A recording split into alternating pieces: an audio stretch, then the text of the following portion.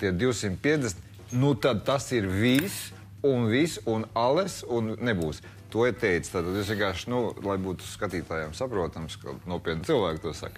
Brīmaņkungs 25. augustā Latvijas televīzijā. Iekšlietu ministrs, manuprāt, arī premjeri to ir teikusi. Izsakot, tas tiek, Brīmaņkungs teica tā, durvis pēc tiem 250 ir ciet, un viss.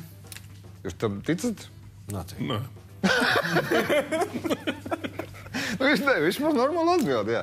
Bet ko tu teiktu Brigmaņa vietā šādā situācijā? Kas būtu tas teiks? Es teiktu? Paņemiet 250 un pēc tam vēl dabūsiet vēl loči. Tā. Katrā depresīvajā reģionā pa 250. Es teiktu, ka skaidrs, ka jārēķinās to, ka pēc 250 būs vēl. Ko melot? Ja tas zināms, Pagad, tev jau nav jācīnās. Mums visiem Eiropā kopā ir jāstrādā pie tā, lai nebūtu un tā, bet, apmēram šitā tajā apmēram, vai ne? Tas ir, jā.